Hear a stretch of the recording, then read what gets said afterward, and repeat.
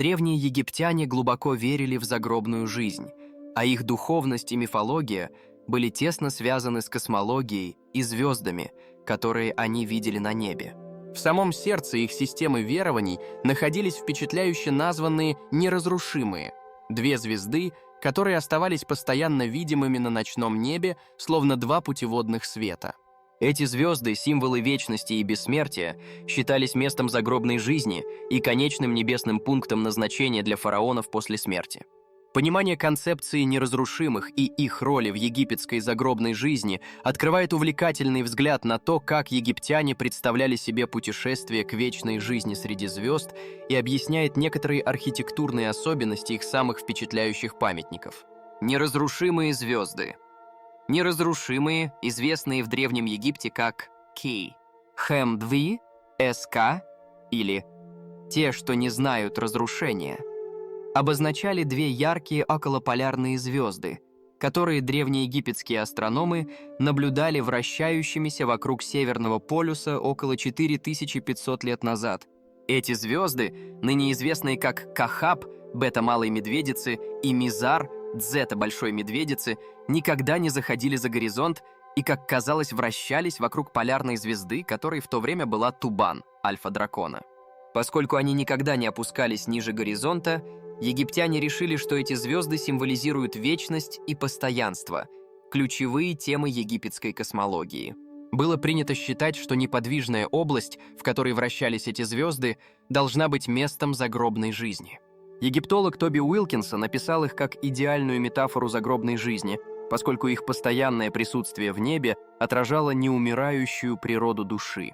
Для египтян эти звезды были не просто небесными объектами, а божественными указателями вечного царства, предлагающими небесный план бессмертия. Как они связаны с египетской загробной жизнью?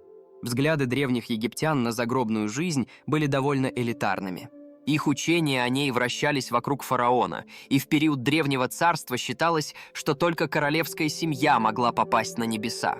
Египтяне верили, что после смерти душа фараона покидала его тело и возносилась к северному небу, присоединяясь к этим неумирающим звездам. Это путешествие к звездам считалось трансформацией, в результате которой умерший фараон становился божественным, вечным существом. Тексты пирамид, одни из старейших религиозных текстов, содержат подробное описание этой трансформации и часто упоминают путешествие фараона к неразрушимым. Эта вера уходит корнями в египетскую космологию. Египетский бог солнца Ра, как говорили, родился от Нут, богини неба. Нут часто изображалась простирающейся по ночному небу, что подчеркивало связь между звездами и божественным. Непрерывная видимость неразрушимых делала их подходящим пунктом назначения для души фараона, символизируя вечную загробную жизнь. Почему простых людей волновала судьба души фараона? Дело в том, что королевская семья рассматривалась как посредник между богами и человечеством. Успешное путешествие фараона к неразрушимым и в загробную жизнь обеспечивало не только его бессмертие, но, что более важно, продолжение космического порядка и, в свою очередь, процветание для тех, кем он некогда правил. Эта вера объясняет, почему правильные погребальные обряды и строительство пирамид были так важны. Они считались необходимыми для облегчения вознесения фараона к вечным звездам. Археология пирамид, архитектура и загробная жизнь, вера в неразрушимых значительно повлияла на дизайн и ориентацию пирамид, особенно в период Древнего Царства. Эти огромные гробницы были не просто символами статуса фараонов, хотя, конечно, это тоже играло роль. Они были тщательно спроектированы и построены как врата в загробную жизнь, чтобы облегчить фараону путешествие к северным звездам. Ориентация и выравнивание. Все входы в пирамиды 4-й династии в Гизе, Великая пирамида, пирамида Хафры и пирамида Менкаура, расположены на их северных сторонах. Коридоры, спускающиеся от этих входов, были спроектированы так, чтобы обеспечить видимость околополярных звезд и полярной звезды. Это общее выравнивание не было случайным. Оно должно было гарантировать, что душа умершего напрямую вознесется к неразрушимым. По сути, вход был спроектирован как выход для души фараона, и было важно, чтобы ему не пришлось обходить долгий путь при вознесении. Это также объясняет расположение пирамид, которые были выстроены так, чтобы не загораживать друг другу вид на неразрушимых. Сердап и статуя Ка-Джосера. Дальнейшие доказательства важности неразрушимых в египетских погребальных практиках можно найти в комплексе пирамиды Джосера в Саккаре. Статуя фараона Джосера, расположенная в Сердабе, запечатанной камере, была ориентирована на наблюдение за околополярными звездами. Эта камера была наклонена на 17 градусов, чтобы взгляд статуи был устремлен на неразрушимых.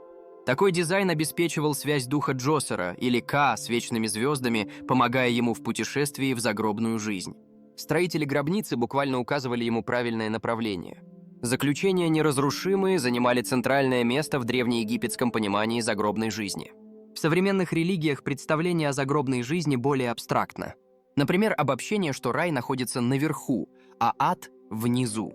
В отличие от этого, египтяне верили, что, находя неразрушимых на ночном небе, они смотрели на само место загробной жизни. Эти околополярные звезды были тесно связаны с проектированием и строительством пирамид, которые служили одновременно гробницами и первым шагом к вечной загробной жизни. Тщательное выравнивание этих структур, наряду с подробными упоминаниями в текстах пирамид, подчеркивает глубокую связь египтян со звездами и их веру в вечное путешествие фараона. Через эти архитектурные и текстовые наследия мы получаем более глубокое понимание того, как древние египтяне представляли и облегчали переход в загробную жизнь среди неразрушимых.